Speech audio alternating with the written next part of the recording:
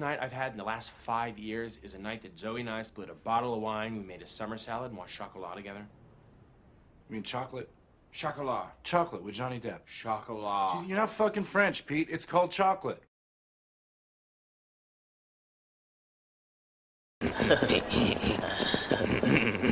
They say great art is difficult to understand, but easy to enjoy. Hey, Beavis. It's hard, but it's not like hard. Yeah.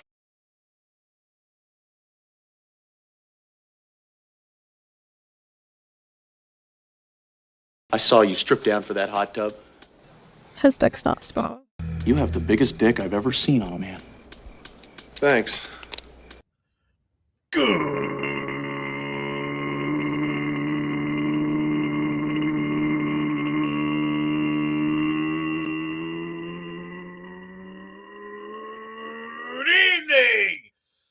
Good evening, good afternoon, wherever, whatever, however you all are. Welcome to Clobby's Comic Shop.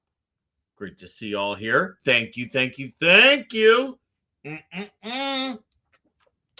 What's up, Vince Womack, D. Bud Martin, JT Kirk, hello, hello, hello. Dave C. Hello, hello, hello. And of course, on Rumble, we are dual streaming over on Rumble as well. So if you are a man who likes to have it both ways, well, you can do that because here you can have it your way on YouTube and or Rumble. So if you want to push the green button and, well, hang out on Rumble, this is a special place where you can do simply that. Now, that all said, without further ado, how y'all doing on this Saturday night? So, yes, one off tonight. Obviously, we're starting a little bit earlier tonight. So, it's a little bit different, but you know what? It's going to be worth it. The guys, yeah, cold as ice. Yeah, it's cold, obviously, but it's not like, the worst, thing of all time. Like, 2019, man, the polar vortex, that was some real shit. Like, I'm not saying, hey, go outside and celebrate. It's amazing outside. But I'm just saying, yeah, it ain't pleasant, but it's just far worse. How's it there where you are? Really cold. It didn't stop me from going out and getting the new Megadeth album yesterday. Like, I still was like, I don't care if there's a record store open that has it, I'm gonna go and get it, and I did, straight up. 2019 is Maggie Country. I know, right? That shit was hilarious. If you have it both ways, you double your chances of getting a day. It's true, man. Tim Hayes, hello, sir. Yes, I am starting early, getting sun outside. Hey, no, get more sun, man. I'm glad it's a bit warmer in California. But yeah, it's cold. My car, I had to wait a few extra seconds for the engine to crank. But once it got cranking, dude, it was just off to the races after that. It was just no stopping me, really. So I'm surviving out here. 2019, though, that was some real shit. I'll give you guys some lore on 2019. 2019 was so insanely cold. It was chaotic. And a lot of you guys will never understand. Maybe guys like Dark Viewer, Toxic Man Flu, who live in Illinois, will understand. But a lot of y'all will never grasp how truly bad it was in 2019. It was seriously insane how cold it was. My younger brother was delivering pizzas at the time, and it was for Domino's, a big pizza franchise company. Yeah, the pizza kind of sucks, but here's the thing. They make good money there, so I won't knock on the money part. It's good.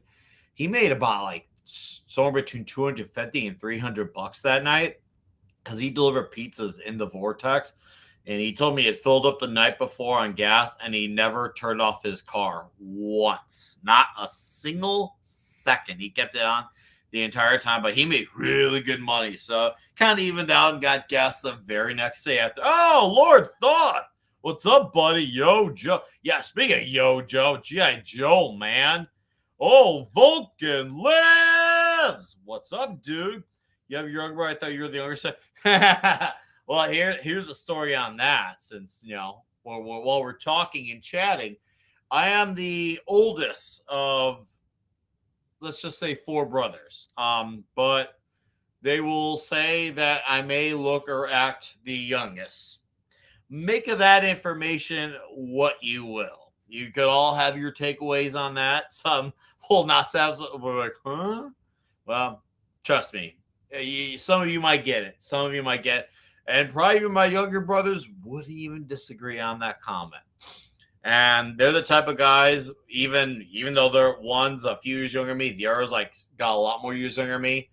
They don't get how I live and survive the way that I do. They don't understand how I'm alive. So, and they're both like really good, like in shape guys. Like one could be like a security guard, has done mixed martial arts training. Like he could break many of us with his pinky. I'm not joking. He really could. That's me included too, by the way. That's me included. What's up, Read by Nature?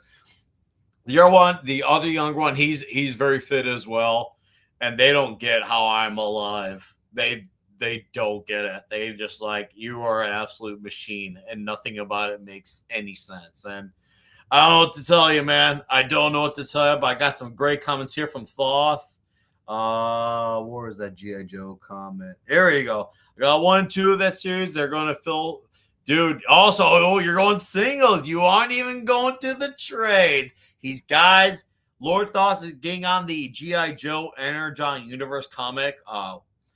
By the way, you should all definitely be reading that. Like, it's absolutely awesome. If you're going to be reading a monthly comic outside of like Conan, Flash Gordon, I'd say Void Rivals as well, Transformers, seriously, G.I. Joe has been awesome. Always singles. Oh, I love that. Well, hell, I'll happily talk a little bit about G.I. Joe. So until Pablo or Caster get here, but seriously, hold up. Alive with clean living, lots of orangina. Lots of orange. Yeah, lots of orangina. Here, let me get my orangina up for you. Here you go, JT Kirk. Oh, look at that. Look at that. Oh, orangina. All right. G.I. Joe is absolute testosterone badassery. And from what I've talked to some like longtime fans of G.I. Joe, apparently they have not even hit on some of the most popular characters of the series yet, which is like, this book is as fun, badass as it is, and you haven't even like showed off your best cards. That's impressive. That's really impressive. But what we've gotten in these 17 issues has been so much fun, especially the recent 5-part story called The Dreadnought War. Oh, dude, it's like G.I. Joe with a Mad Max touch to it. Like, and I'm talking actual Mad Max, like OG trilogy, like the Road Warrior in particular. It is such a fun time. And you do get a few issues where they focus on particular characters. Like there's one issue they focus on Cover Girl. That was actually really killer. There's like, you know, the Night Stalkers too. There's an issue that focus individual on that. So apparently they all, even those one-off stories, well, they can be read on their own. They all tie into a greater picture as well. So that's cool that there's that accessibility going for it. I think Tom Riley is absolutely a perfect fit on the art. He did the Duke miniseries, and now he's been doing, I think he's been done like 11 of the 17 issues done right now of this series. And man, dude's really underrated. I think he's great. I think he's fucking awesome. I think he's such a great fit for this book. And I've seen some complaints about it, and I like my buddy Wes, I couldn't disagree anymore. I think Tom Riley is fucking awesome. And there's so much action. Oh, there's so much action.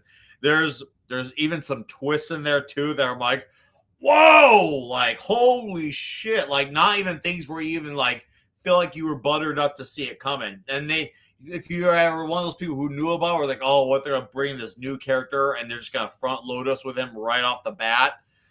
No. There's a new character out there that was created for the series. His name is Risk, and he doesn't storm off in the series. It feels like a character that is working his way up through the story, which is fine. To me, if you want me to get into a new character in a very well-established universe, you got to build up that type of character rather than just make us like him right off the bat. And we've been a year and a half into the run, and he's just had a small part. And it's like, okay, well, now he's been like around long enough. I wouldn't mind if we start seeing more of him now that we've had some time to grow with some of these other characters. So we got a brand new character who we're slowly getting to know, and we still haven't even introduced a lot of the hottest like players in the game. Had Jonathan Conroy, what's up, buddy?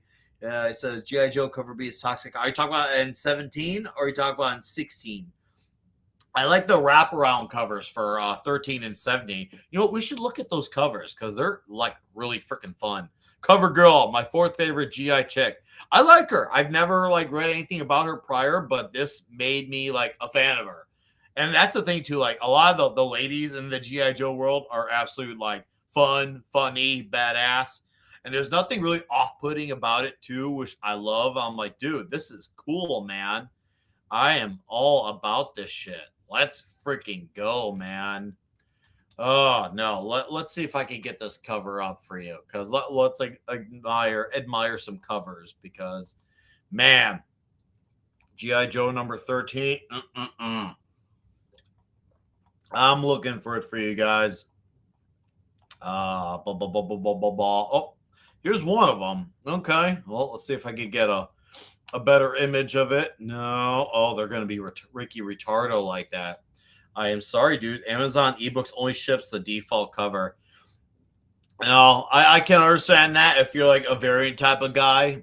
Me, I've made that very clear. Like that's never been my thing. It's never been the like thing I obsess on. Like it's nice when I take note of an exceptionally killer cover. I do like it when I see it, but it's never been like a big thing for me. It's like I just have to have that cover. But all right, Kat, I found one of them, and we're gonna look at it. This is from the first issue of Dreadnought War, and I love it. I seriously freaking love it. So let's admire it. Yeah, there's right there. Oh yeah. Oh, that's nice. So that's the this is the Lim cover, Ron Lim. I don't know who. I could tell you. You guys will have to fill in those gaps there. But this is the wraparound cover for number 13. And you can tell right off the bat, this is a fun, fast-paced type of story. And it is in the literal sense where lots of motorcycles, lots of guns going off. It really does feel like there's some tension, there's some stakes, and you don't have to have read Duke and Cobra Commander. But let's just say if you did read those miniseries, you're the ultimate winner in this because those series really pay off into this one. They really do. And it helps that you had the same writer from both of those doing these. Really killer stuff. It's so much fun. And what you see here with the Dreadnoughts and you're like, Duke and Cobra Commander, why are they in a car? It's number 17. Number 18 comes out next week. Unless you got an early copy. I mean, hey, if you got an early copy, man, good on you. I know number 18 is supposed to be another one-off, too. That's another thing I like. I like that we have one-offs.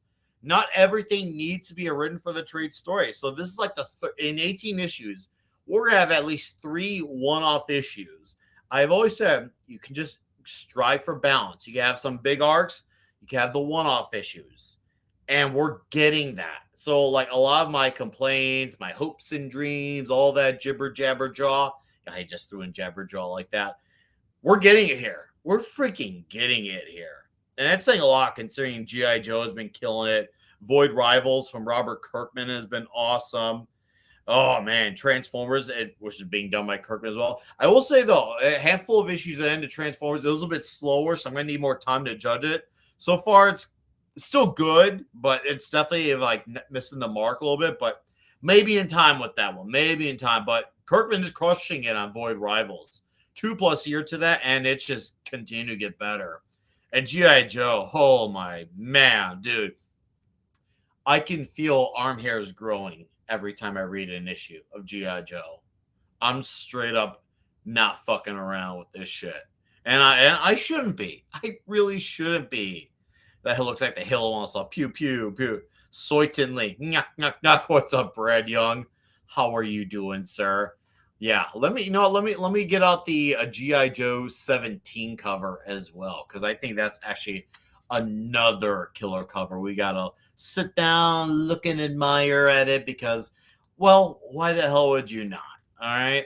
And since we will have a Pablo Ironcaster here to talk homework and shop, why not go for it? Why not? It'll be fun, they said. And since those guys are not here, we'll just do it ourselves. We'll have fun. So we're just winging it with the Joe. Okay. I am digging. And I think I got one. Oh, yeah. Guys, I'm going to get it up for you. I'm going to successfully get it up. You should be happy with this, okay? When I promise I'm going to get it up, I live up to my word. That's the conclusion from 2 weeks ago. Number 17, Dreadnought War, Part 5-5. Dude, this is like straight up all-out madness, this issue. It's a great ending. You get more action. You get great dialogue, too. Tom Riley's layouts are absolutely badass as well. He even does the little dots, too, for a lot of his drawings as well. I love when you get the little tiny circle-ish dots as well. That's always a nice touch. There's a big reveal here, and there's tons of payoff as well. Oh, man, tons of payoff. And once again, more great character introductions as well, to more players still being added to the ever-growing corner of this universe in the G.I. Joe section of it all. Hey, we got a direct donation here, and it's from Brett. His was like, it was like a third forearm. Thanks. Because there's no way that tree trunk was going inside me. His dick's not small. Hey, Brad Young from a $5 direct donation says, have a beer on me. I will. I'm going to be watching Saturday night's main event with the kids later, and I will definitely be enjoying a beverage, and it's going to be great. Thank you, Brad. I most definitely will, just because of you, sir. I appreciate you, and I hope your New Year is going good, 24 days into it. Let's look at another book that went out this week that I'm actually really looking forward to. Since we're here, we're talking comics, and let's talk about another book that went out from Mr. Gabe El-Taib. So I said a few years ago, Dean Cain, All-American Lawman, was my favorite book. I think it's 2023 or 2024. Can't remember. That was my book of the year. Straight up, raise the bar type of shit. Incredible work. Imperium Earth Illuminated, his sci-fi, Star Wars-y type of book was really good as well. And his Indiegogo book, before he made the official Big Bang Comics thing, Truth, Justice, American Way, when he was a guest on here a few years back promoting it, was killer as well. Now he's got the Unstoppable Tyrus. And you know what? He and this is based off that guy from Fox, Tyrus. He was a WWE wrestler. I think he also worked for TNA as well. And he made a comic on him. And you know what? Let's look at that synopsis here. 128 pages of breakneck action. So yeah, there's Tyrus. He's on Greg Gutfeld a lot. I don't really watch Gutfeld, but from what I know, he's on there a lot. So, and it seems like Gabe has used his likeness for this character here. And we're going to talk about the synopsis here. Welcome, action and adventure fans. Tyrus, Felipe, Adrienne, Gibran, and myself invite you on a thrilling adventure full of dangerous action, thrills, laughs, and a hint of romance. The 128-page graphic novel, The Unstoppable Tyrus, has been a labor of love for the entire creative team. The book is already complete, guaranteeing timely delivery. Pre-order now. I like that. This is the kind of adventure you've been waiting for. A fresh new take on the kind of stories you used to love. A thrilling adventure that will entertain adults and is safe for children. No sex, no gore, no swearing. Other stories give you a lecture. Our stories give you an adventure. I say, as someone who's read all these stories so far, that's all that they are. All of them. Just absolutely, exclusively. I looked at his covers here. You got Gabe's cover on cover A. You got cover B. Those are both done by Gabe right here. They got C and D by Felipe Briones. I'm sorry, dude, if I butchered your name. I'm not as wild about the like poster type of covers. It's like part of every traditional, not even traditional. I don't know why I said that.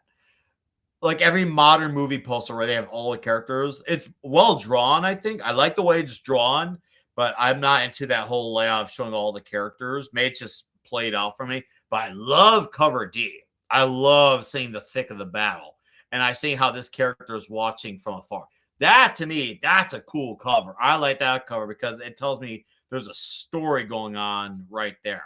I like that cover, and I like cover 8 too. Yeah, it's a bit more plain. But I appreciate playing. So I'm with it. Jack Herbert did this cover here. I like this as well. I like covers where you're in the thick of things. I really like covers when you're in the thick of things. Jack Herbert, really killer. And this is cover F. This is the one I want to get. The wraparound from Joe Bennett. I love this cover. This is killer from Joe. It can't be anywhere. No, dude, this is gonna be kick ass. I feel really good about this. Diva says Tyrus kicks ass. He's one sharp dude. Yeah, one day I'll listen to what he has to say. Didn't Dean Cain become a patrol agent? I think he's working for ICE now. I think. I mean, you guys tell me. I don't know. I just know that he's basically with Dean Cain, All-American Lawman. It's basically Gabe writing him as like a James Bond type of character, and it works. It has a nice, wink and a smile to it, too. It's very charming and fun and funny. Really exotic, too. Kind of like in the Bond movies as well. And there's, hints and nods to, 80s action movies. So if you're really well-versed in the 80s action movie genre like me, you're going to really benefit from those little add-ons. And, of course, you guys got this additional stuff. The raw concept art book. Some of these shirts. I like this shirt here in the middle. That if I'm going to get a shirt, which I will, I got my eye on the skull. That's the one that I want.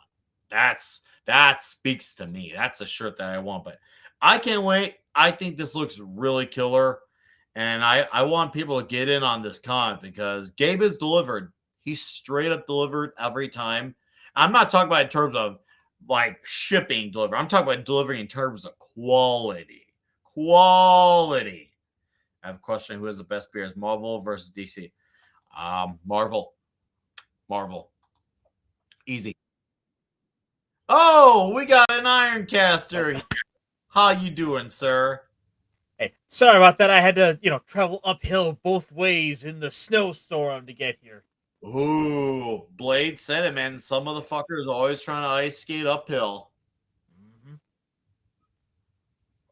Hot damn. How are you, sir? I'm trying to get warm, but I'm surviving here. How about yourself, man? Pretty good. I'm actually been talking about books that I've been enjoying lately on top of books that I'm looking forward to while I was waiting. It was a good way of hanging out, the chat, killing off time. We got 15 people here hanging out. Thank you, by the way. Appreciate all of you. Yeah, we've had a nice crowd, very engaged crowd, too. I like all the comments. We've had a really engaged crowd. So I guess it's safe to say I've done all right by myself so far. So that's a good sign. If you're on your own for almost a half hour and it's an active chat, that I like to take it that's a good sign that I'm doing okay. I even got a direct donation from the superb Bread Young. So it can't be all bad. There you go, man. No, it's going pretty well here. I mean, the cold weather has just been sort of the topic of everywhere. Yeah, it has been. I said earlier at the beginning of the show, it's yeah, it's cold. Yeah, it's not great. It's definitely not pleasant. But I remember 2019, the polar vortex. This has nothing on that. I was at least able to start my car yesterday and drive 40 minutes to go get the new Megadeth album on CD. So I was like, okay, my car's running. I didn't have issues. I'm going to go and get that thing. Weather be damned, I am committed. I even called the record store just to make sure that they'd be open. And I've learned recently that there's even a few record stores close to me, but they only had it on vinyl. I'm like, that's great and all for the vinyl guys, but I need CD so I can play it in the car. And I got it. I freaking got it. So review coming up on Bonded by Metal on it. So keep your eyes and ears. I should probably have it out Monday along with Anyone who missed the live stream on ranking the albums that we did on Thursday afternoon, I did unlist it. It will be up on Bonded by Metal as a regular video, probably by tomorrow afternoon. So keep your eyes and ears open for both of those. But to bring you up to speed, before I do, I gotta acknowledge this comment. That 2019 Vortex literally froze my nose hairs. It made my eyes water. Yeah, dude, I went out once, and that was just to get the mail. And funny enough, I think I had showered, and my hair immediately turned into icicles. It was like also I had like a whole flurry of spikes hanging down my head. I could just whip my head, and that could have been a weapon on someone, probably even hurt them. It was like, okay, I probably should have waited a few minutes before I went out there. Yeah, it was nuts. But anyways, I get you back up to speed. This is the next book from Mr. Gabe El-Taib, called The Unstoppable Tyrus. Obviously, the character is based off of the guy who's on Greg Gutfeld, Tyrus, who was a wrestler in WWE and TNA, and he's using his character likeness, kind of like the way he did for Dean Cain in this book. And it sounds fun. It looks like it's fun. And we're looking at some of the really killer covers for it. There's a Joe Bennett wraparound cover right here that looks great. I think it looks freaking awesome.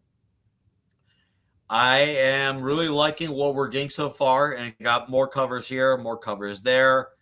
And I got my eye on this shirt. It looks like it's going to be a fun time with this book.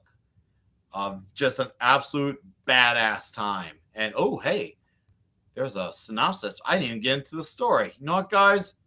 Let's get into a little bit of the story just to add some intrigue. And, you know what? I'll even post a link so you guys can at least see the campaign for yourselves. I'm just saying, Gabe's not here. I don't get paid.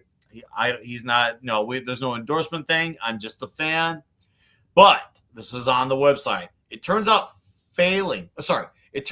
falling from grace is harder than falling in the wrestling ring. Tyrus, a rogue wrestler with more attitude than sense, gets entangled in an ancient prophecy that could decide the fate of humanity. Remember when Marty McFly would say in Back to the Future, that's heavy? That's actually kind of heavy. How do you go from being a wrestler to now you're like, you do something that involves the fate of the universe? That's crazy, and that escalates quickly. Anyways, after getting fired from his dream job as a pro wrestler and a stint in jail, getting dumped by his fiance, and having to live in a French trip, holy shit. Tyrus doesn't think anything could get worse. It turns out he was very wrong, and rock bottom was just the beginning. Tyrus's life spirals from the mundane to the mythical when he's accidentally transformed into a blue-skinned behemoth by a botched experiment in Dr. Dathan's high-tech lab. Wow. What an episode. And that's just Tuesday for him, man. That's just Tuesday. What's up, Zax and Gaskar? Great to see you, boys.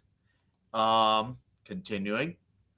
The plot thickens, when Tyrus learns of an ancient Atlantean crown that can control an army of half-human, half-beast warriors known as Mana Beasts.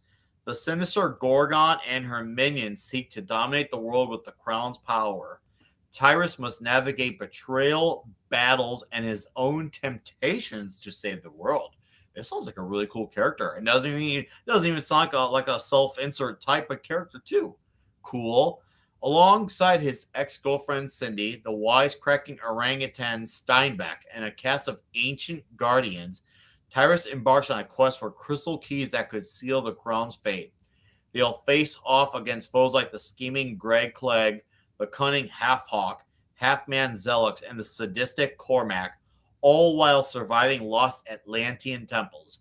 Will Tyrus succumb to the allure of absolute power or prove himself the hero he was born to be?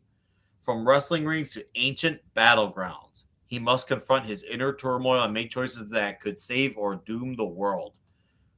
Sounds badass. That just sounds like an absolute great time. I'm excited about it. And chat, once again, bigmancomics.com. That's the link right there. Please do open that up. Don't you just hate those scientists that kidnap you to do the experience? Oh, of course. I don't know about anyone who's excited about it when it happens. You can even probably make the argument that it's a trope, but to me, it's a trope that always works because it's going to add to something. It's definitely an age-old trope that is To me, it's just timeless. It's a timeless trope. And as long as you have a great spin on how you go about it, it's like, yeah, let's freaking go, man. Let's freaking go. Sounds like the storyline follows real life wrestling star president 45. Oh, man. Oh, what's up, King Conan by Crom? How you doing, buddy? Great to see you, sir. Yeah, I'm looking forward to this. I'm really looking forward to this, and I gotta get me a shirt as well because this looks like the future. The future. Ooh, yeah, I don't it like sounds this like that big. sounds like it will be a fun comic. Sounds like it's gonna be a badass time, you know. So, dude, shall we get into ASM number 94? Oh yeah, let's get. Let's fucking go. Okay. One question. Talk Are to you me. ready? Oh, oh, guys, he did it to me. Did you see that? He did the thing. He did the thing. Well, chat, we're going to ask you, are you ready? Oh, ASM number 94. And once again, still Stan Lee, and of course, John Romita Sr. back again for yet another issue of Spider-Man greatness. Sal Buscema actually joins up with it, and you could definitely tell the difference, unlike the previous issue where it was just Romita. This has a little bit of the Buscema in there. It feels like it was a Romita laid out the layouts, and then it feels like Buscema finished it. That's my theory. Maybe it was the area one, but that's what I was getting at. It's not really clarified, but that's what I was getting. Tell me what you think, D, but I know you're usually good at picking those type of details apart, but that's what I think is what it was. So let me know what you think, dude. Going to this issue.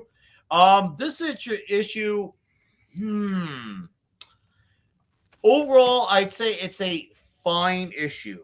I definitely feel like it's a lot more of a gateway issue than it is a story-based issue. Now, is it an entertaining issue? Yeah. You do get Peter reflecting on his origin, and which is crazy because these stories have all been like really accessible. You can read them all on their own merits, but this one I feel like we want to give another jumping on point, and it feels like that was the intention. So Peter obviously is living in the present after the events of issue 93, but he's reflecting on his origin story because after we remember, Gwen had left. She had left for London. She was off on the plane. He had missed the plane after his fight. Was it Doc Ock, was it? No. Shit, I'm already forgetting, man. It was so... Huh? What, the Prowler? The Prowler, yeah, it was the Prowler. He had missed the plane. He felt like he failed, and there is, to be fair, there was a smart way of retelling his origin that they weaved into the story. Go ahead, I got this. Spider-Man is talk about how everything comes back to him being Spider-Man. Really, that everything I do revolves around this character. Like it's the mask that seems to have more importance, more relevance. All the consequences of my life are a result of this character. And it talks about, well, once again, the theme of power and responsibility. And he reflects on the origin story. And obviously, it's really good if you're a new reader because you get to learn how he got his powers. We all know what happened. We all know what happened with Uncle Ben. It's basically that same old story, but done in the Romita Buscema touch. You even get a great layout of the villains, and it's really killer to see. And then before you know it, he's back in the present, and that whole retelling the origin takes up almost half the issue, actually. Shockingly. It was almost half the issue. But once again, it's him reminiscing, so I can go there. He even runs into Betty and realizes, man, things that are just not going. Like whether it was with Betty, whether it was with Gwen, I need to make things right, so I need to like let off some tension. Then he realizes, well, okay, I got it. I got a little fight in me, but I should go see Aunt May. He goes to rest, and Aunt May decides, well, I'm gonna go get milk. And well, she gets kidnapped by the beetle. And of course, naturally, you get a fight between the beetle because Peter gets woken up, find out from Aunt Anna that Aunt May's been taken by the beetle. Luckily, it's nothing with her falling ill. It was just she got kidnapped. So what you see is what you get on this cover. I actually think this is a really cool suit for Beetle. I'm pretty sure this is Abner Jenkins too under the suit. I don't know for sure, but I'm pretty damn sure that it's him. You get great action out of it, and once again, great use of Spider-Man's powers with the webs and everything. Really killer stuff. Really, really fun stuff. It's really quick. It just goes slap, bang, smack, kabow, jab, wham, hoo, ha, ha, ho, ha. The art's really good, even with the blend between Ramita and Bushima. Nothing too much happens in this issue. This felt like it was overall an issue that was just trying to get readers, get new readers, and then say, oh, yeah, hey, hold on. We still have guys who read 93 issues previously. We still got to give them a little something. So we got basically the fight with the Beetle is a bonus. It's a bonus thing. It's kind of secondary. It was meant to be a new issue to get new readers, and that's fun. Every now and then you got to have that relaunching point. And at least they did it without relaunching it and making it a new #1. They just kept the story going, and they did have a smart way of weaving it in there. So it's a little retready for me, but I can understand where they come from for it. So I could still give it a pretty good review. I'd say it's a good issue with some moments of greatness. But I am ready for the story to move forward. And something tells me we're definitely going to get some major traction in the issues to come. And you know what? I'm fine with that. So if I had to do a score, not that everyone has to do scores here, but I'd say it's like a 7.7, 7.8. Where are you at, Caster, with this issue? No, it's a fine issue. The first about third of it is, of course, just filled up with us retreading the same ground we've got at the origin. But again, you're right. Since we're not getting the origin story like every other issue, you really don't mind it here. And it's like, yeah, it's kind of nice to go, revisit it, to go look back on it, whether or not we're using the old art or we're seeing some redraws of it. Mm-hmm. It serves a good enough job because ultimately we got to remember this is kind of geared towards kids with who can afford 15 cents for a comic book, 15 whole cents, people. 15 whole cents. Wow. That's a terrible Stanley. Gohan. What's up, Common Nerd? He said lots of homo. Yes, lots of homo indeed. What's up, Deeple? We've gone up a whole 3 cents an issue here. The way Vince Womack worded this before he continued, Caster, it all sounds like an 80s action movie plot. It sounds like a Jason Statham movie. Aunt May left to get milk, then gets kidnapped. That sounds like they made their one mistake. Movie. They stopped her from getting milk. It sounds like it. You know what? That makes it. I'm not gonna lie. Now that we reward it, it makes me appreciate that much more. It really does. But go on. Oh, I gotta generate something. Yeah, go ahead and generate something. What's up, Gonzalo? Gonzo Bergana. Why say Gonzalo? Good to see you, buddy. So I'll be getting a Spider-Man 300 McFarlane Virgin Full Edition. Well, you better shimmer that shiny and show it off to me when you get it, dude, okay? I want to see your cover, okay? I want to see it. Show it to me. All right. I will shut the living hell up. I just did like Chris Jericho, too. Y2J. Ironcaster's screen join.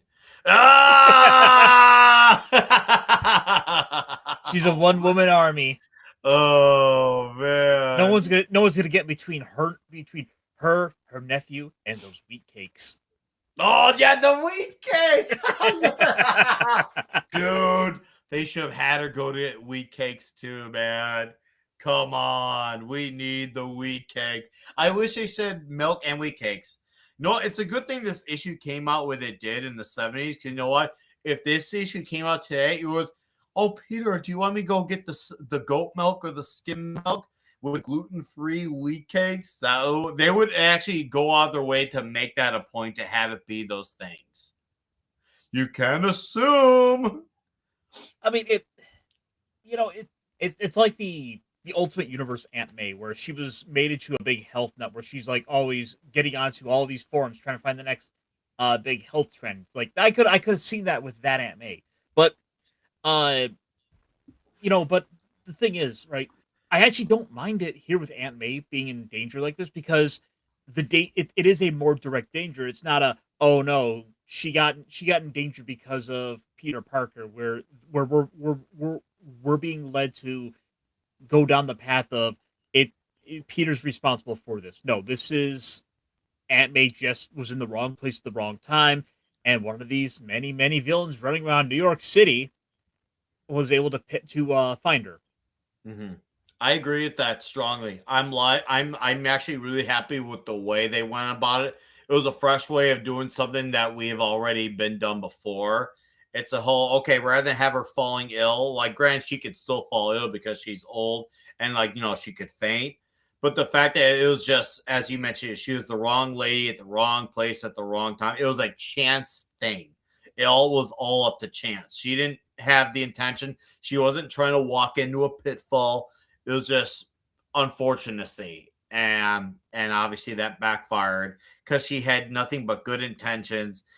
Thinking she was just gonna go to the store and then come back home and everything would be fine. And it all backfired. And even Peter, of course, wakes up thinking that it was originally just a dream. I thought that was a cool way of going into it. Peter's thinking, oh man, what? No, wait, that actually happened? Oh shit. I gotta go and do something about it. I was like, okay. I can roll with that. I can roll with that. No, but with that, we do get some good piece of art, like that big old group shot of all the villains around Spider-Man. You have to believe you're gone. Let me get a load of it. You had better believe that thousands of kids probably cut this page out to hang on their wall just because it is such a great villain lineup. Yeah, it's killer. It's absolutely freaking killer. I love this cover. It's so good. And be the non-gluten, non-lactose soy milk. Yeah, probably. No, I love this. I love how at the bottom of that corner it says, see if you can name him. I'm like, Stan, I could do that in my sleep, bro. I'm a fan of the tarantula. I'm a fan of the condor. We like fancy Danny's parts. I'm a worshiper of Slide. These guys got nothing on me. I could do this easily. I seriously. I'm just mad we don't have the Spot on this. Oh, dude. I actually think the Spot is a really cool character, and I hate that he was treated as a bit of a jokey villain because if you think of his powers, like for more than 2 minutes, there's some terrifying things that could actually be done with that. There's some really good ideas there. People who are wrong, D-Bud. People who are wrong. Although apparently we got a bit of a redefinition here because we finally found out what the SS stands for. Oh yeah, Spider-Fly. Right. Wow, Germany must love Spider-Man. All right, Deeple, I'll fill in Sandman, bottom right corner. That the lizard to the left. After the lizard, Beetle, Dr. Octopus, Vulture, Rhino, Green Goblin, Kingpin. I don't know if you're being serious or joking, but I'm doing it because I can. Well, you got, let's see if you got Green Goblin, Doc Ock, Kingpin, Sandman, Liz. Yeah, you got just Miss Vulture, and who was? Let me go to the page. Right here's Vulture, Beetle right there. But yeah, you got the rest of them though. So nice job, dude. You're onto some stuff. I like that. Boo boo. He's got them stuff. Oh yeah, it's because I had to scroll up and down, unfortunately. So yeah, Vulture, Beetle. But again, anything else you want to add to this comic book? Just the one thought I was having was just as neat as the Beetle is, the gloves don't work for me. Like I watch it and I'm just thinking, oh no, I've seen where this hentai leads. Oh, when he beats him quickly in these. It's a Saturday morning cartoons defeat. But you know what? I'm good with it. I'm very good with it. I actually buy it in that context. No, for real, it's a totally fine comic. This I think there's kind of a reason why the Beetle ultimately never really rose above being like one of those C-list characters. Like he's not going to be in anyone's top 10 Spider-Man villains. No, most likely not. However, he does get a much better upgrade of a suit later on. Like it's really killer. Oh yeah, like I think it's what 2, 3, and 4. Yeah, it's seriously killer. I love it. It couldn't see the top. I thought that was a reference to Dolph. You guys are killing me. I love it. I love it. No, but overall, still a fun issue. Still nothing too forward moving, but at least what we get is entertainment. J. Jonah Jameson though has some scene stealing panels here. This is the most as typical JJJ as you get here in some of these panels. The pressure's on Clobby, kid. You know that. But lucky for you, I'm kind hearted, so I'll take them off your hands. Don't bother thanking me. I can't help being generous. Don't let it get around town, Parker, that I'm a generous man. Oh, man. Oh, dude. Oh, JJJ just cracks me up. Seriously, he cracks me up. He really is one of the greatest. I say it many times. I'm just going to say he is not only one of the greatest supporting characters of all time, but just one of the greatest characters of all time. What he just speaks is unintentional poetry. It's all very memorable, quotable lines. Oh, don't ever change, JJ. The world would truly be a worse place without you acting the way that you do, dude. He is the greatest supporting character in a comic book. I would agree. I actually would agree on that. I can't think of honestly any character that is as memorable or as impactful. I mean, don't get me wrong. There are fantastic supporting characters around everywhere. Of course, like, tons. Alfred is probably up there as well, but at the end of the day, you want to see J. Jonah Jameson more than you want to see Alfred. Yeah, no, I agree. And so you could say Lois Lane is a big one as well. You could obviously say Foggy Nelson for Daredevil. He's obviously that's his best friend. He's not as well known, but he's essential to his career and Matt's personal life and his legal life and his vigilante life. So you could make as far as less known characters who are still very pivotal. I think Foggy Nelson is a very outstanding character. Other great supporting characters I feel like are really good. Oh man, I got to think a little extra on this one. Professor Xavier is pretty good, but at the same time, would you consider him I don't know if I consider him a supporting character. I mean, I guess on technicality is, but there's many times he's been kind of like the focus of so many stories. Is he really a supporting character? Because that's a group book as well. You know, you're right. I would say in that vein, then like Moira McTaggart would be good, but she's not as memorable. Like, no, definitely not as memorable. Jameson's the top. Like, well, actually, what would you consider? Would you consider Lois Lane in that same category or no? I consider her a supporting character. Yeah, she's definitely a very essential. You could actually make an argument, even though it's TV and not comics, even though comics were made on. The Simpsons had some of the greatest supporting characters, and a lot of them all had their own individual episodes each too that were like kind of centered around them for an episode. Like I would say Ned Flanders is a great supporting character. Mo is a great supporting character. Who's another great supporting character in the show? Sideshow Bob is a great villain, but he's not really. That is incorrect. Character. He is an occasionally occurring villain. He's just a recurring villain. But Simpsons, you get my point though. Simpsons has a lot of great supporting characters. Mo, I would say Mo is definitely one of them. He's in most of the episodes. He's there for Homer a lot, so he can have his beer, hang out with the boys. Mm-hmm. And there's been times where he's been the center focus of many of the episodes. I would say Mo is definitely one of the greatest supporting characters of all time. Mo definitely, he deserves his flowers. Principal Skinner's, that's a great supporting character. Principal Skinner, yeah. Oh man, I don't know why I didn't think of that. Principal Skinner's definitely up there. He's on in almost every episode. Principal Skinner, he's had even episodes where he's the focus too. Yeah, there can be tons of great defenses of the supporting cast of The Simpsons. It's a very expansive one, and they've had moments to shine. Obviously, it helps that they had so many long-running seasons where they could do that. But man, that's a big one. Big. Sam and Twitch from Spawn. Oh, yeah. Hey, there you go. Yeah. The Gear Sam Twitch was, yeah, that's true. Yeah, that's a huge deal. Huge. Man. Yeah. I wasn't even intending for it yet. It still came out that way. Yeah, no, it's a fine issue.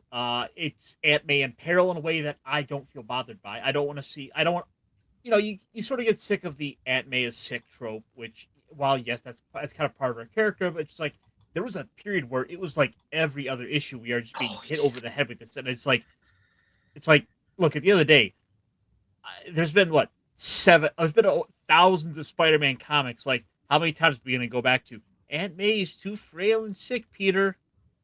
Yeah, no, as much as I enjoy those stories, it is definitely retreaded on. It is most definitely retreaded on. If anyone says it's not, then they're lying. They're truly lying.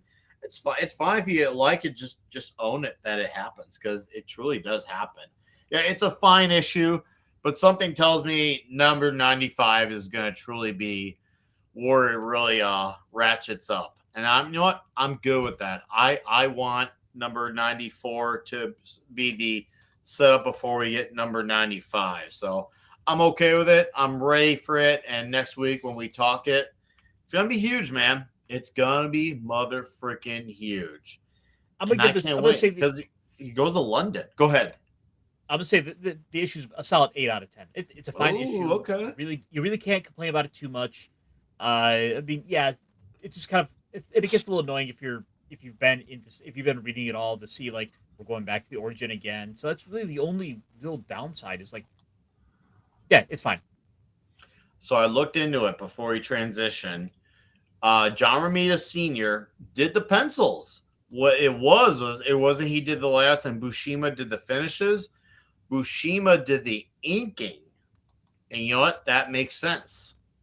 That makes a lot of sense. I can actually now that we mentioned it like that, I could see the inks there of Sal Buscema. Even though I thought it was like a blend. In a way, it kind of is, but I would say it's just Buscema's inks. That's really all it is.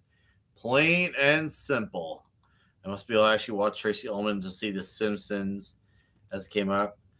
That must have been before my time. I'm sure someone in the chat or on maybe Mr. Cassier knows about Tracy Ullman. I'm not aware, but to be fair, I'm also a child, so I'm not going to know inherently as well by default.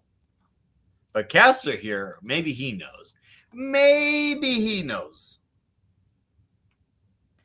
Sorry, I was reading something about the Batman Deadpool comic. What was up? I was talking about Tracy Ullman. Yeah. That was where it started. No, I've actually never seen that early Tracy Ullman stuff. Like, that was before my time. Okay. See, I guess that was before your time, dudes. Sorry. And hey, Deeple and Vince, thanks for holding down the fort on Rumble. Yeah, we have a 4-time Nick, you damn kids. Talk to me, Caster. Did you ever read the Batman Deadpool comic? No. I looked at, I saw some of the creative names involved, and I was just like, Zeb Wells, and I said pass. I was just not really, and I saw like Spider-Man Deadpool. I saw not Spider-Man, Spider-Man Superman, and I was almost thinking about it. Then I saw Dan Slott was writing it on top of Mark Waid. I'm like, wow. I'm not gonna give Mark Waid any time or money. He is, I'll admit, he is a good writer, unlike Dan Slott. But Mark Waid, if there's any guy who literally probably actually legitimately hates me as a fan, it's probably Mark Waid. Sometimes that stuff's said as hyperbolic, but there's one guy who does. It's Mark Waid. Well, I'm looking. I was looking, at stuff coming up, and I saw that it was getting Sure. a reprint, and I was reading the description. It's to only be surprised to find out there's also there's also a Nightwing. What was it? Oh wait. Oh shit! No, I'm sorry. I was looking at this and I saw Nightwing Dick Grayson. For whatever reason, in my head, I'm thinking Daredevil. I'm thinking Daredevil got crossed in my brain. So I'm like, I wish wait, there was a did they? Daredevil Nightwing. If they're gonna do that, they need to have the best writers to do a bunch of so it was unfortunate with the Spider-Man Superman one. Like, if you look at the side stories in theory, there's some good ideas there. Like, you have Superman in his original suit with the black around the S, and then you have him paired with Spider-Man Noir. That's a good idea. You have Marco Smart, not art, who I actually like. He did that Doctor Strange, the Oath story. Doctor Strange, the Oath, if you've ever read it. Marcos Martin did the art on that story. But then you got Dan Slott writing it. I'm like, fuck. And Dan Slott, he writes Peter Parker to be like a man-child. He straight up writes him to be like a big baby. It's insane. I jumped the gun there a little bit. I was reading this and I thought in my brain I thought, oh, Nightwing and Daredevil had a team up and we didn't know about this. Dude, I would love a Daredevil and Nightwing team up. I think that'd be badass. That's like the ultimate team up I need. I need to see that crossover. I agree strongly. That one makes a lot of sense because Nightwing, though he looks more like Batman, his attitude, his mannerisms are a bit more like Superman. The name Nightwing, eternally reborn to start anew, which is kind of the mantra he goes by. And he has that ninja-like capability like Daredevil. And he also balances a lot of Bruce Wayne's broodingness with that Superman-like optimism. He just happens to look a lot darker than Superman, even though his attitude is like Superman. It's a great contrast. It's an excellent contrast. But fellow dude, are you ready to get to Fantastic Four number 583? Oh, you know it, man. This is the issue I'm probably most excited to talk about. All right. Well, you know what? Funny enough, you get to be the leadoff man for this issue. So sound off on your thoughts on this issue. I mean, probably the thing I'm walking away from it most with is the Valeria side of the story here, where it's basically the A story that's going on with the actual adventures of the family dealing with the high evolutionary city in the neutral zone is sort of falling into the background, where we kind of forget about all that. It's like, well, what's going on with Valeria while the family are away having yet another adventure that's almost kind of forgettable. Say that again.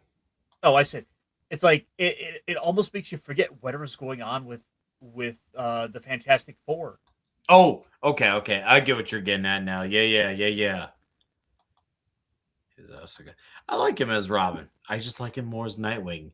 No, I like that in the story. It shows you're adding another layer of stuff going on, and it does make it a busier overall story. But for me, I'm okay with it. I'm actually very deeply okay with it, and it's nice to have a good art in the book again. Obviously, this Steve Epting. I don't know about you. Before you continue on, did it feel like there's two different artists in some of these pages? Even though I looked at the page one, it says it was all Steve Epting, but there are times where it looked like it was two different artists. I'll show you an example. Like, look at this page, kind of get like a photographic memory of it. Remember it here, and then go to these type of pages. It looks like does that not look a little different? Like maybe if he changed the medium or the way he was doing art, because it's this has more detail. Like if you scroll down about half a page here, to just like the texturing on Doom's throne there, like little things like that. That feels like it is an entirely different book. So there's a And bit of yet- art inconsistency. Yeah, there is an art inconsistency. Even though he's like the guy Steve Epting is a lot better. I looked into it, and I'm like, okay, it shows there's only one color artist, and you're thinking, how is this? Because then you look at his page, and this looks a lot more super digitally, a lot more. I enjoy it, but you can tell it's a lot more digitally. But then you go to this Doom page, and that, to be fair, I've noticed. And this is something I'm just noticing now because I only read this once. I am noticing these details look this way exclusively in Latveria. So maybe that was done intentionally. I don't know. Because if you go to Latveria again later on, it happens to look that way. Once again, Latveria stuff. And then it goes back to that super digital look right over here. So there you go. There's that look. There's the Celestials. But then we go to Latveria stuff. And look, so now that I think about it, maybe that was done by design, to be fair. And I did notice it's only in Latveria stuff. Although, slight correction there, Nick. What you were showing of Valeria walking, that wasn't Latveria. That was Valeria going to the council of Richards. We're seeing what happened after that got attacked, after that got destroyed. And that's the most exciting stuff because you look around, you're seeing this like, oh God, Valeria is finding out all the stuff that Reed kept hidden away from everyone that he didn't even tell Sue about. Yeah, it's heavy. It's heavy. It is like, whoa, we're going this route with all this? Bro. I'm sure Reed has a good reason, knowing a guy like Reed, and especially this run has really been centered around him. It is going to be one of those things where something will come into fruition. I just know it will. Maybe there are ghost pencilers, like there are ghosts. Yeah, there could be. I've entertained that, but I've noticed that with the Latveria stuff. I didn't mean to, if I said Valeria, I didn't mean to say. I meant to say Latveria stuff. Valeria, Latveria.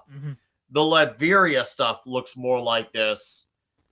Because then if you look at her, she looks different on these pages. But then if you go to her in these, it's got that extra digital look here. So I do actually feel like this had to have been, and whether it was different pencilers, colorists, for some reason they were definitely making a distinction.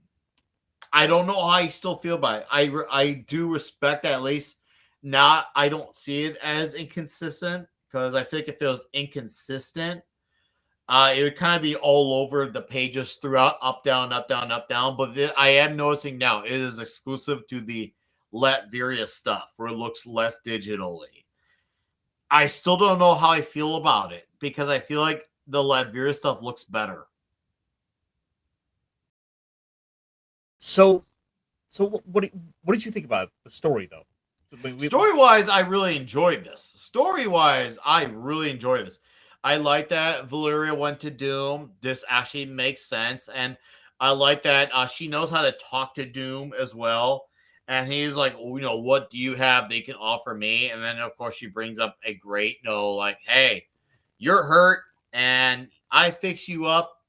You help my dad. So she knows how to do a little bit of the art of the deal, per se. If anything, she's a good art of the deal. I did like seeing the Celestials.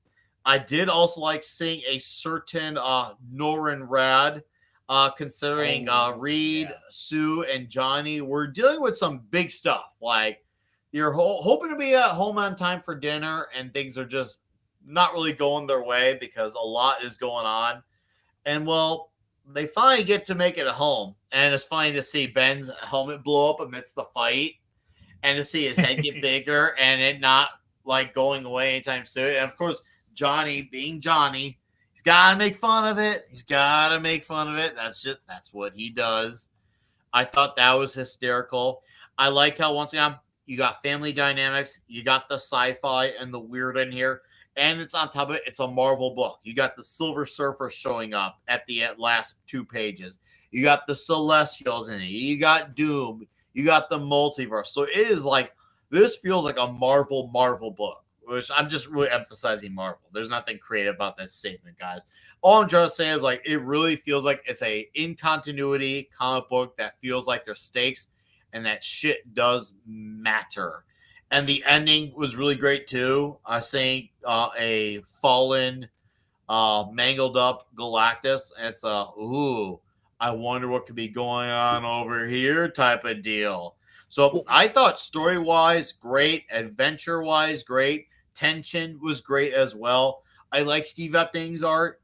Even though I appreciate him making the distinction, I still would like to have a more set style, unless it's like a dream sequence. To me, that's when I can say, okay, not maybe change the style for the dream sequence, or a what's the word here?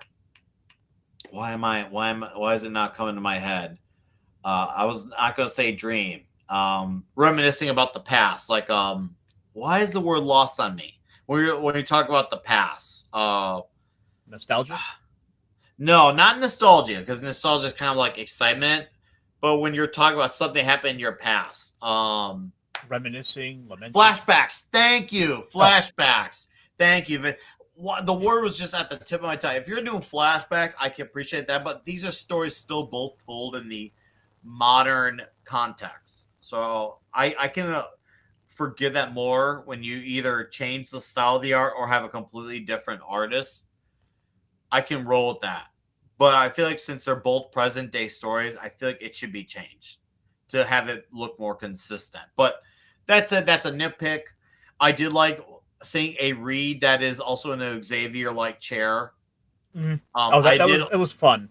Oh yeah, like because so much fun. Because we basically lost all of those Reed Richards, with the Celestial attacks, and so getting to see a couple of them are still around, it makes you a little hopeful to think that like maybe we'll get to see these characters down the road. That maybe Marvel will pick one of these characters up and bring them back. I mean, kind of like how maybe not in the same vein as like how the way the Ultimate Reed Richards is now around as like the Maker. But no, there's kind of some interesting stuff going on because like you have Valeria going to Doom, as we've been seeing all the build up, all the seeds that have been laid over this run that we've been reading. Secret Wars. Yep. Everything goes to Secret Wars, but it goes to show and remind you that Valeria trusts Doom because in part he is like her guardian. He is like her godfather. That was the deal made when Dr. Doom helped deliver her, that he gets to name her, and he named her after his mother. And getting a chance to see just these two together is a really interesting thing to bring in. It's a unique relationship to where that no matter what, Doom will not harm a hair on her head. He will protect her. He may hate her father and everything he stands for, but he will protect her.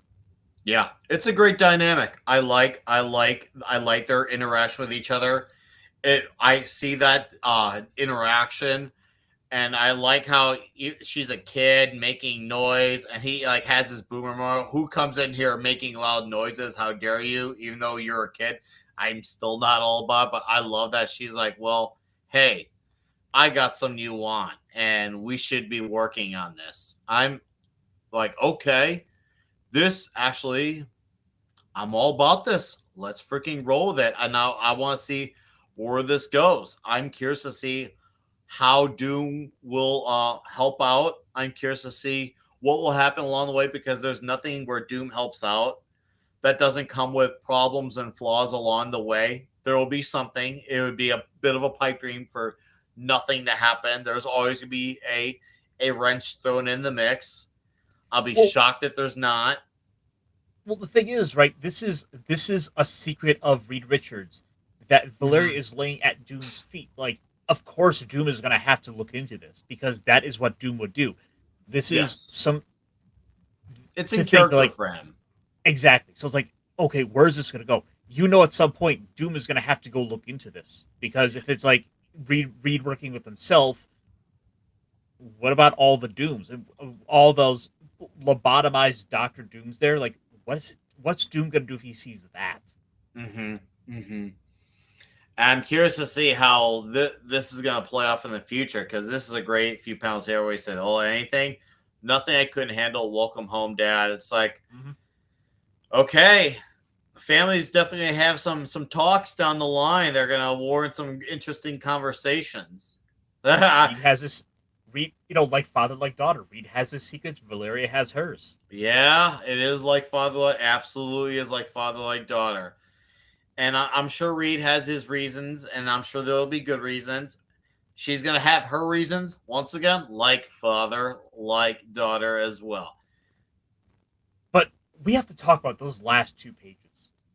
Let's go to them, dude. My brain was like, Norrin Rad, and he only says one word amongst all this: unacceptable. Galactus is a cosmic entity. He is an element of the universe. And to see this decayed, dead corpse of himself, there's only about one thing that's going to happen here after this. Norrin Rad, whether or not he's still the Herald of Galactus at this point is, whatever. He's got to take this to Galactus. Like at the end of the day, like there is a string there that will always draw him back in, and like what happened here? Why, Reed Richards obviously must know about this, so we got to see where this leads, and it's one of those things that could be tying into our bigger event of 3.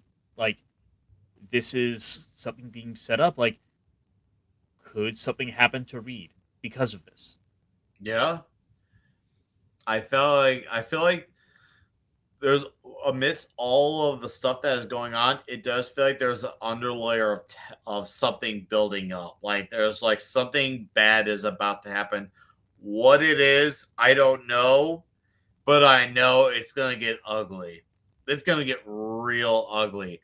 Oh, saved by the bell. Welcome, Pablo. Howdy ho! Hey, I had some issues today. I haven't been able to do a lot of stuff, including, well, reading the comic that you are talking about. But I don't mind spoilers, and I'm here to just enjoy myself. So, Okay. hello. Well, hey, great to see you, man. I'm just happy that you drop on by. Vince, thank you for plugging Pablo's plugs. I appreciate that, sir. Hell yeah. No, we've been talking Fantastic Four 583. As you can see, the Silver Surfer is around, and it's kind of a huge deal. Pablo, even though we've been going over details on this, you still want to read this issue after, because it's going to definitely be very essential for what we go into next week. So trust me, sir, it's going to get wild. It's going to get huge. Straight up huge. I promise that. I can't wait. Yeah, we'll of course be back our normal time at 6 next week. I can't wait. It's going to be great. Open up a candy wrapper there. Oh, sorry. Yeah. Actually, it's cupcakes, but not a fancy brand. Is 40 cents for 2. So, yeah, things are not high quality, but hey, you can beat the price. So, yeah, okay. Hey, as long as you're enjoying, that's all that matters. I'm trying to think if there's anything else I want to say that I can add to this comic, because oh man, I don't know if I got anything else to add, unless you got some Casser that maybe it's just not coming to mind, but I feel like I've said my piece on this issue. But I enjoyed it though. I'll say that I really do. I would definitely give this like 8.2, 8.3 out of 10 easily. Oh, easily. Like, yeah. There's like the biggest issue is just the art inconsistency, like without any clear reason to it. It's just sort of like, well, it looks different here because we're just off of Latveria, but even with that, it's not even like for any obvious explicable reason. Yeah. The thing I like best about it is just seeing Valeria getting up to some shenanigans while the family are off on an almost forgettable adventure. Yeah. On the normal issue, that would feel like a big deal. But because of what's going on here with Valeria, Doom, and obviously now the Surfer, it makes that main story feel like the secondary story, even though it's a thing that's led with first. And I think that's done on purpose. I do feel like that was an intentional on Jonathan Hickman's part to make you feel like this like the main story, and then you're like, oh, hold up, that's nothing. Like yeah, sure, it happens. It matters in the regards that it happened, but here's the real deal, and that's fine because it tells me, hey, we're still getting a Fantastic Four book with action. But we're also gonna still get into the heavy stuff, the sci-fi stuff, and a little bit of the weird. So I'm okay with that approach. If Hickman wrote more like this, where things happened and action was happening in his later works, I'd be okay with that approach. I'm fine with this approach because it tells me I'm not just gonna get an exposition festival for 10 straight issues, and then maybe I might get a few pages of action after those 10 issues. We've had action in most of the issues, most of them here. And this issue, we get it. But it's amazing how you can make the action feel less, I don't want to say exciting, but less, would you say important? Less, what would you say, Caster? I mean, it's a bit of a less of a priority. Less priority, yeah. It feels less. Thank you. That's the perfect word here. It feels less of a priority when you got this stuff going on with Valeria and Doom and what Valeria uncovered. It definitely makes it feel less of a priority. Well, still, I thought I would just bring up the cover for the next issue just to kind of give us a little image of what to expect, what to look forward to. Man, it's a wild cover. Think about this era. This is the era where the comics are starting to change for the worse. There's this huge focus on comic book media, on the press, blogs, access media in general, that they are talking how Superman is a boring character, how Spider-Man is not the greatest character and it's a refresh. They are doing a lot of pandering to the brands and to the direction that the brands are going into. And the Fantastic Four is one of those franchises that they hated because they didn't understand. Are they just action heroes? Are they supposed to be a family with a family dynamic? Well, all of them. Just shut up and enjoy the ride. But instead, they started to change things for the worse. And a big part of that was taking away the action and the characters were willing to sit down and talk. Nowadays, even they just do that all the time. There's nothing else in the pages. And this is the beginning of that. Comics will slow down to 2012. Comics are really, really slow. It's almost like that joke that we used to have with Naruto on the days of the anime, that instead of fighting, they sit down and talk with a cup of tea. Yeah. This is basically that. We are not... I don't know this issue, but yeah, if you think about the quality of the comics of this era, it was starting to go really slow and really texty. And then all new, all different Marvel, all sped it up. Yep. All new, all different Marvel. And Vince has a random comment here. I'm going to acknowledge that. I can see how Superman can be seen as Barnes. See, here's the thing. Superman, Thor are very powerful characters. You could say they're overpowered. What you need to have is smart writers who learn to work around them without decreasing their power. It was not Give them about villains that rival their powers. And also about Superman, it's not just about his powers. It's about who Clark is as someone who is a man, who's an alien trying to blend into man's world. And this is something a lot of people who don't think for more than 1 second, like, don't consider. They just look at the superficial idea of what they think the story is versus what it actually is with Superman. So That's exactly it, perception is not reality in this case. People could perceive it that way, but that's not what's actually happening. No, that's exactly it. Is that perception of how the characters should work, and with Superman in particular. The big issue is that for them it was a too goody guy. It was about the Clark Kent personality on Superman, on the character as a superhero. That he is willing to sacrifice, he's willing to always turn the other cheek, and that makes him a really difficult character to write if you don't understand the difference between good and evil. That's a big one. We have a lot of Yeah. people who don't understand right and wrong, up, down, left, right, and center. You have a lot of people who want Superman to act like the world that they want it to be, versus we should all be trying to strive to be like Superman rather than make Superman strive to be like us. Well, Superman is an alien it's- who embraces humanity even though he isn't a human. We are not supposed to be like Superman. We are supposed to be inspired by Superman. Superman is a level that we are never able to even approach, because But it's not about hitting his power. It's about hitting about his power. optimism. He's And- almost the perfect guy. He's literally the distillation of everything good about a human, a man. So when you see his personality, he's soft and well spoken, well mannered.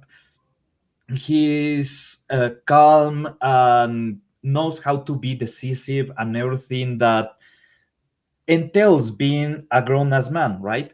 But at the same time, he's too good to be true, because humans are messy. Humans are really messy, right?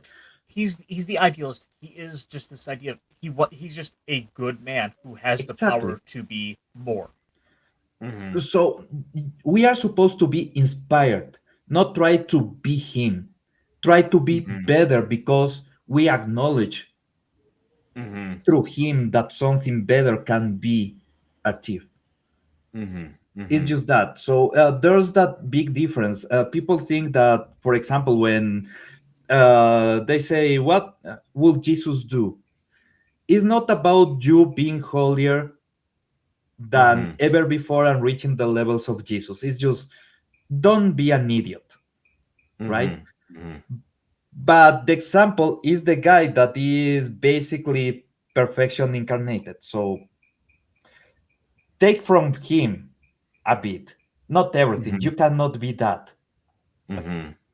Superman is super Jesus, right? He's as perfect as the image of Jesus as a man, but also he has this level of superpowers that, well, that's another story.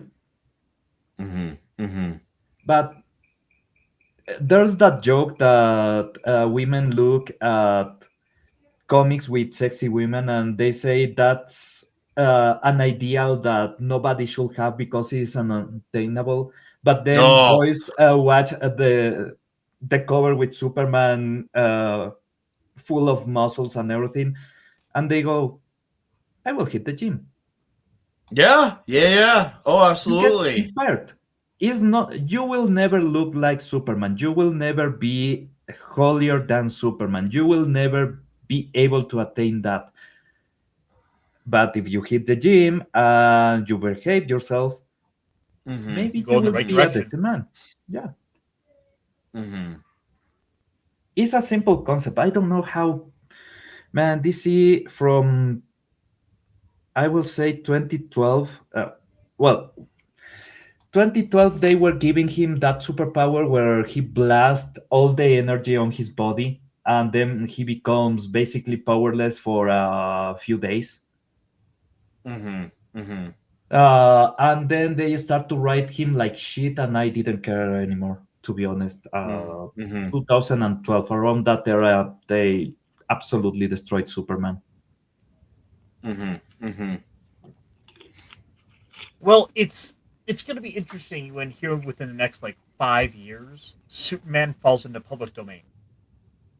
Yep. Well, that's when Mark Miller plans on having a Superman story out. He say he's already got it all written out. One version he of has his Superman. artist picked.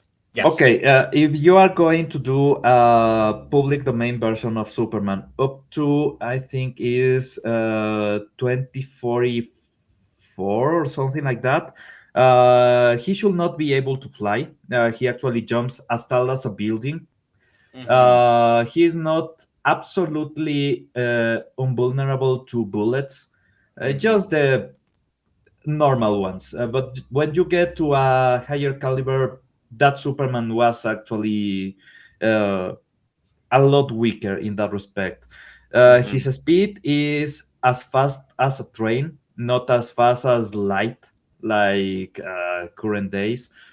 There's some differences on the way that the costume looks. That if you go into smaller trousers or a flatter line on the belt, you are infringing on the ones that are copyrighted. So you have to keep to that Well, specific design. yes, but also I wonder how that's gonna work when we have the Fleischer Superman. That is well, rather those shorts, those short cartoons are public domain, but the character isn't himself necessarily. So Yeah. that would be an interesting thing to see play out. Could they do that version of it? Well, those are public domain for the way that they were made, not because of the owners of the rights just deciding that deciding that this is a good idea. But you cannot replicate that, right? You can play them in schools, you can play them even in theaters, you can do a stream and show them.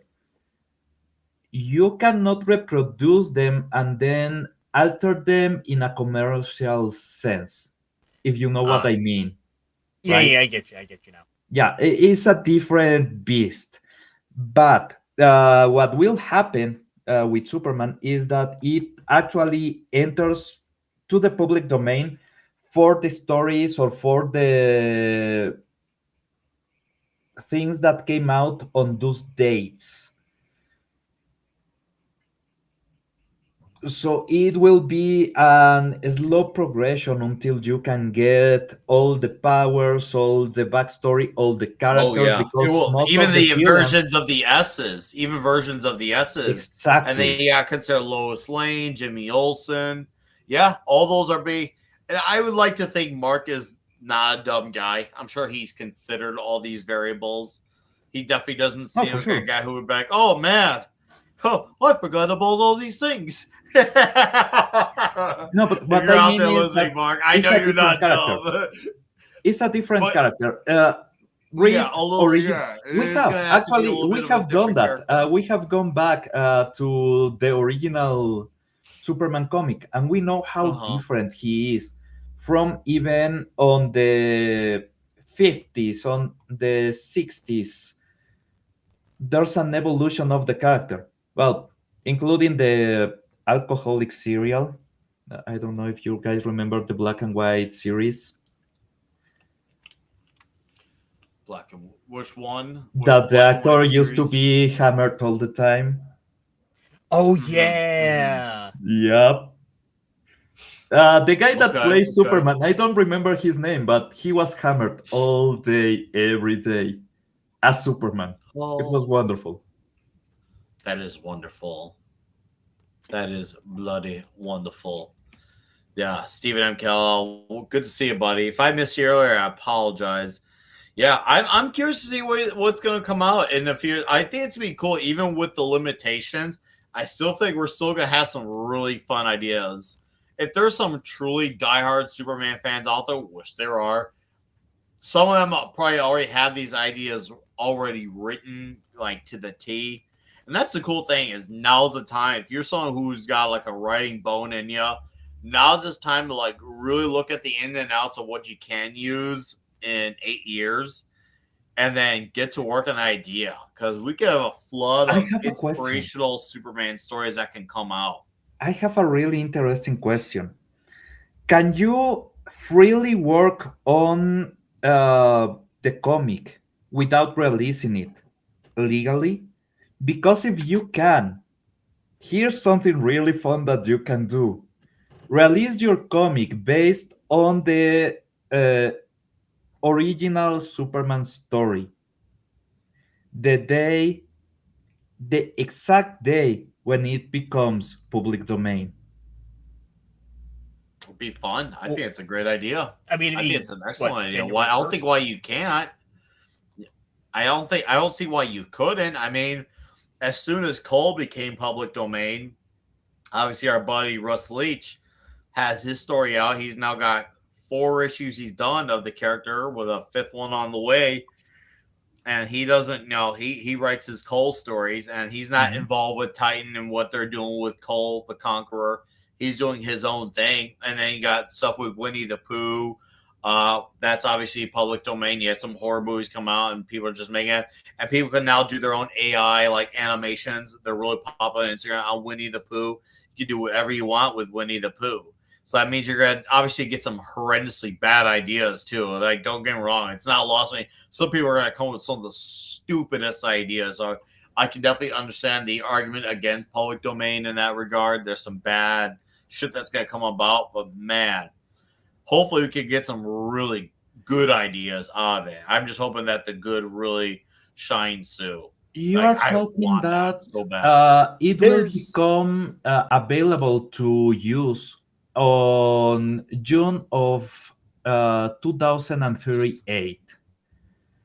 That means that being quite easy on timing, you could start working on your comic on 2036, having 2 years to fully fledge everything, fully do everything, including printing everything, and you start just distribution the exact day. I'm just saying. I wanted to bring this up because this is a website. This is a page I go to usually at the start of the year from I think the law school of Duke, and they always make sure to have a big collage thing like this that shows off the big stuff of the year that did fall into public domain. So we've got things like some of the early Marx Brothers stuff with Animal Crackers, early Nancy Drew, Pluto. Little Engine That Could. I didn't realize the Little Engine That Could. I didn't realize that nice. either. That's actually kind of cool. I like Betty Boop. I recognize Betty Boop as well. Oh, okay. Betty Boop has a really weird story. That's an man. opportunity. That's somewhere out there, some guy's got a story there. Well, the thing is, like, the early Betty Boop here is she's actually like a poodle, so she's like, so her design is a little bit different. So You are that one missing does get a something little. else. She was an animation for adults. Oh yeah. Oh. Was she? Yeah, she is not for kids. I mean that. At all. I always thought it was funny. Like, she's got a boyfriend named Bimbo. Oh, she started. How was the name Oh, of that no. character? She started You're kidding on another thing. Let's scroll down. Betty Boop from Fleischer's Dizzy Dishes, Barnacle Bill, Accordion Joe. Oh, and hey, would you look at this? I happen to have they're all up on like Internet Archive. Those original like Fleischer cartoons. But Yeah. more stuff, more films, all this stuff that's of historical significance that really anyone worth their salt, if you're curious, like go look into some of this stuff because these are some of the early stuff, like All's Quiet on the Western Front from 1930, winner of the Academy Award for Best Picture. Like this is early stuff. King of Jazz, Paul Whitman, Bing Crosby's first feature film appearance. Like, Interesting. It is all this history of Hollywood that has gotten forgotten about, that really is worth your time. And then you can get into like the comics, like some of the original stuff, like Blondie. Yeah. Oh man. Blondie and Dagwood. Okay. Well, actually, real quick, let me Yeah. we'll wrap it up and let's go ahead and show off this Show first it Blondie off. comic strip. Whip it out. Oh, yes. By all means. Absolutely show it off. Oh. I was So I'm working, awfully busy bro. working on plays. Working. But Papa, when you meet Blondie, we're engaged now, you know. This is Blondie, Dad. She's awfully bashful and shy. You'll love her. I always feel so boop boop a doop when I meet my boy. My friends, papas, but I usually like them better than the sons. Can I call you Pop, Mr. Bumstead? Come, Blondie, we must go. Dad is awfully busy. He's working out the plans for his new merger. Oh, Pop, if you want the terror, what are you going to do with your old wife? Is she cute, Dad? Wait, this was okay. This was the American version of the original Barbie. I don't know if you know that story. Barbie was actually a comic book, a comic strip for newspapers on Germany. That was basically just a girl that everybody wanted to fuck. And she knew it, so she showed everything. It was on papers. This was for adults. Everything was, well, I won't say kosher because it was Germany, but you know what I mean. In any case, We'll that character, the wife of the Mattel president of that time, she Yeah. went to Germany. She found out this character, and she went to America and convinced her husband to buy the license and make toys for kids out of a strip that was all about she getting naked and being touched. That's a true story. That's the story of Barbie. Oh, I just said I didn't know that. I did not know that at There all. were even sex dolls of that character. Of course there was. One is the prototype that they took for Barbie. Well, I'd expect nothing less. You know, for kids, that's what they all say. Yep. That's what they all say. No, chat. We're gonna get moving, hit the road, but we'll be back at our normal time of 6 o'clock next week. Okay, it's gonna be great. It's gonna be fantastic. As far as things coming up, we'll be here next week, normal time. Bonded by Metal, keep out for a lot of Megadeth stuff, new album review, ranking all the albums previously, and Toxic Tuesday will be talking Missing in Action 2, the beginning. Because it's really just should have been the beginning. Should have been when it came out first, but that's a conversation for Toxic Tuesday. Cole Hauser will be our guest. A lot of you guys have seen him around somewhere on like Drunk 3PO Comics Division. He'll be our guest. That'll be fun. Talking some Chuck Norris with him. And I will be finally have a video on my channel next week for the new Jason Statham movie, Shelter. Finally. So yes, you'll finally get a video on this channel next week for more Statham. So that will be great. They'll be huge even. But I'll let these men plug their plugs on the way out. And by the way, guys, thanks for hanging out on YouTube and Rumble. Brad Young, thank you for the direct donation, sir. I'm going to enjoy that delicious beverage. There was a Tugs raid from a Terra Crystal. Hello. Tugs, thank you for the raid. I appreciate that. Very generous of you. Very nice lady. I have met her in person a few times. I was on her Next Week Girls. What was it? Poor Choices a year and a half ago, 2 years ago. Man, that was a great time on there. Love that show. Great lady. Really great lady. Her and Next Week Girl are absolutely awesome. So I apologize now if you're catching the tail end, but please do catch the replay. Please catch the replay. I promise we are worth that. Caster, what do you got to plug? Whoa, hello. Yeah, there's a real number on the way. Oh, my goodness. Yeah, man, of course there is. Of course there is. I apologize, Raiders, as we're saying this. Unless we should throw in a wrench of a topic before we go. Should we do one extra topic? I could give us an additional 10 minutes. Why not? Okay. be quick. Let's have fun. Since we got Raiders here, let's do this. Okay, extend the show. I can do 10 minutes, so no plugs for me. But okay, we'll extend the show just for our Raiders. I'll talk about then. What do we hope to see of decent books in 2026?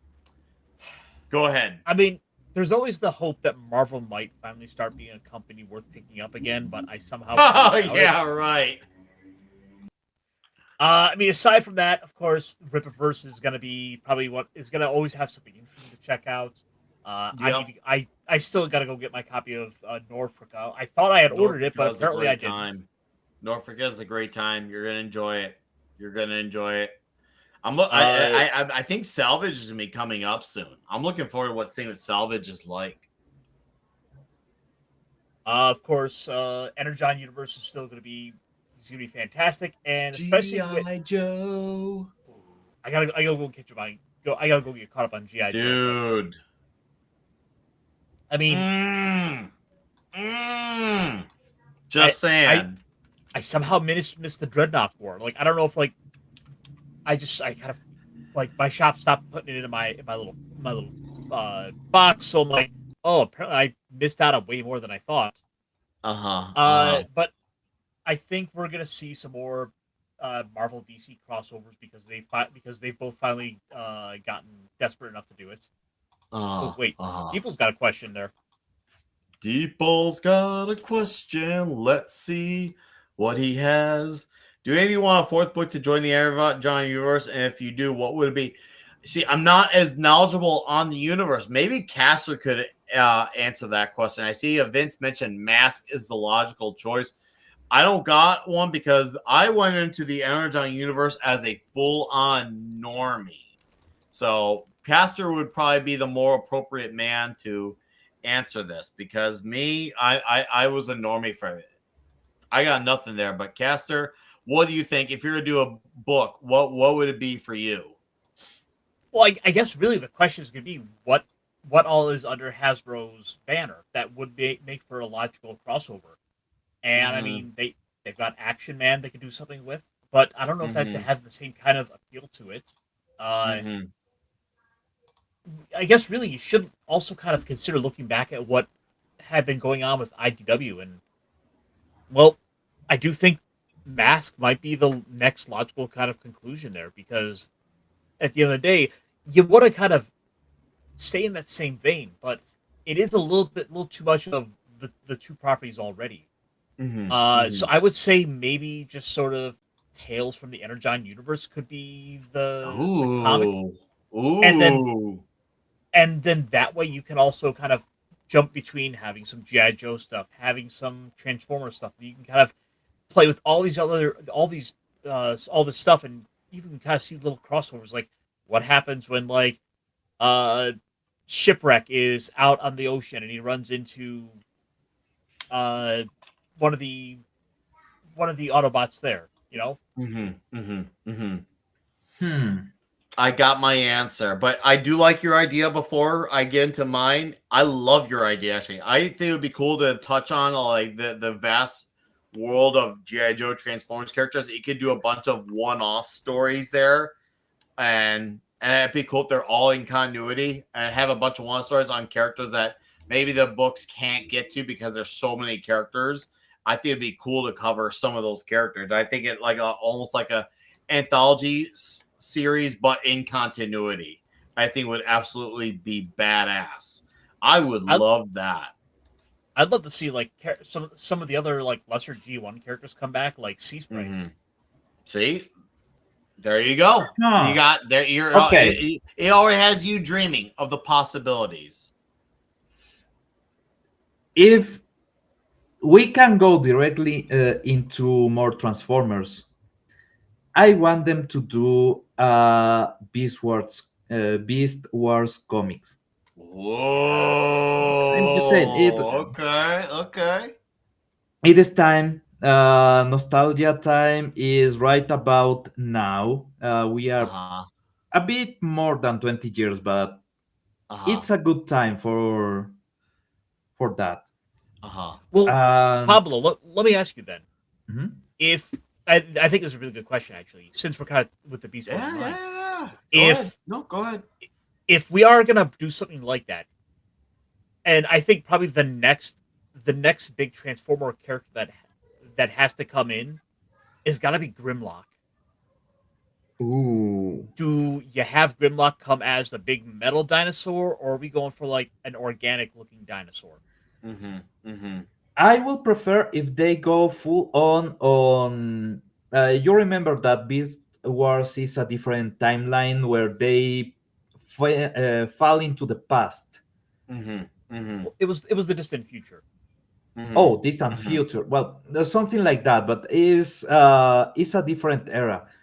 That's how they explain everything being organic and everything being that way, and I didn't mind. I like the organic transformation. I like some of the extra coolness of some of the designs. So yeah, I will go for that. All right. This is what I'm looking forward to and being really hopeful for 2026. We already know there's going to be some really cool shit like the Unstoppable Tyrus coming out. I expect nothing but greatness out of Flash Gordon. Outside of Salvage from the Rippaverse, I'm looking forward to this Millworld sci-fi crossover. And those are the keyword sci-fi crossover.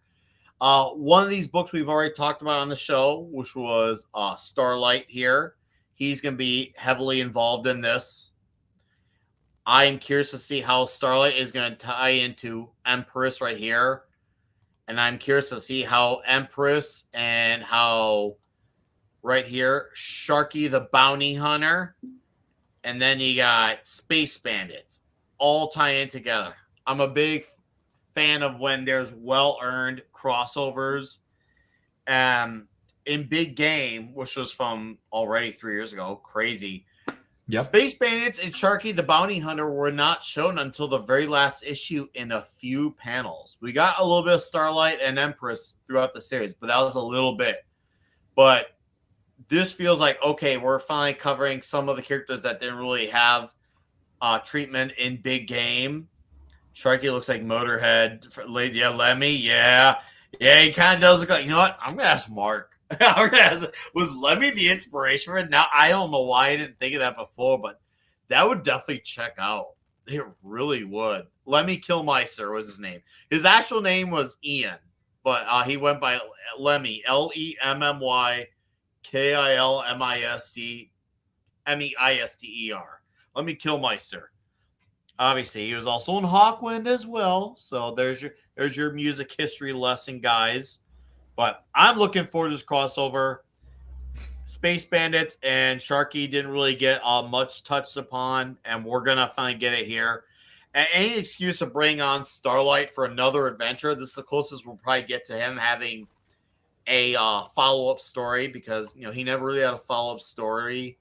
And Big Game, he had a smaller part. There's so much ground to cover in that you can never really cover anything.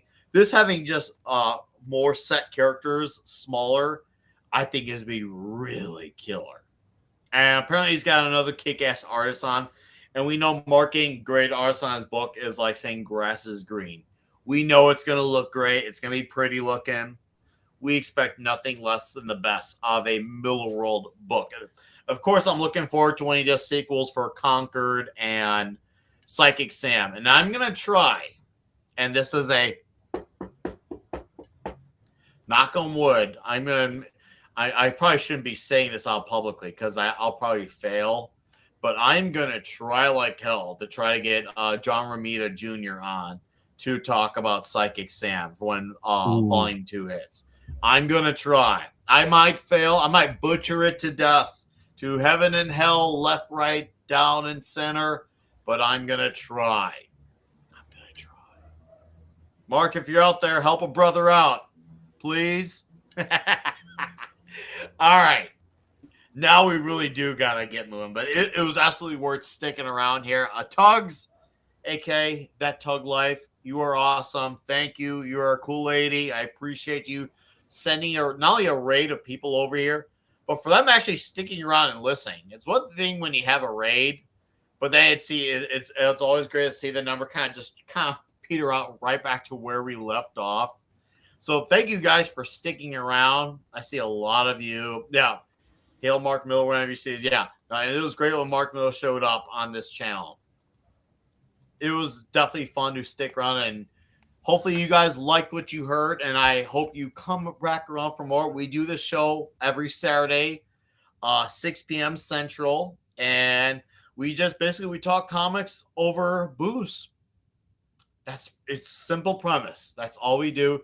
It's a fun time, and so if Tugs is already doing a stream, just when you're done with her show, just come on over here next time. So now you know of another go-to spot. So seriously, shout out to Tugs for signing a crowd. She brought a crowd. Holy crap, did she? I'm going to send her flowers for that. So thank you, Tugs. I appreciate you. Chat, please catch us next Saturday. We are worth it. I promise it's a damn great time around these parts. Caster, plug your plug really quick before we go. All right, I'll be very very brief here. I do a show on Monday nights called the Mech Pit Chat over my channel Ironcaster, where we talk about big robots. And this week we're gonna be delving into some Transformers actually, as we're gonna talk about the first couple episodes of Beast Wars. I'm feeling a little nostalgic, and I want to see just if it's as good as I remember, and also if that animation has aged very well. Spoiler: it hasn't. Thank you, Vince, for plugging Ironcaster's plugs in the chat too. Appreciate that, dude. You're the man, Vince. Thank you for throwing down the wrenches. Pablo, you got anything quick you want to plug before you get on out? For the moment, I have nothing going on, but sorry guys for being late. It was fun to be at least for a while. I'm looking forward for next week. Looking forward for next. Oh yeah, Also, go ahead. Bill Gates, suck a dick. Whoever is on charge of Microsoft right now, suck a dick. I can't use Windows right now on my PC, so yeah. Everybody at Microsoft, suck a dick. So for anyone out there who's been sticking around afterwards, next week when we come back, we are going to be talking about some classic Spider-Man and a little bit of just about to say that. Thank you. Was it a little bit of Fantastic Four from a more modern run? So a little bit of classic, a little bit modern. We're gonna have some good times. But good modern, not bad modern. We gotta make that distinction. Modern, like 15 years ago, modern. So before the dark times, especially at Marvel. No, seriously, it's been fun, guys. Thank you for being here.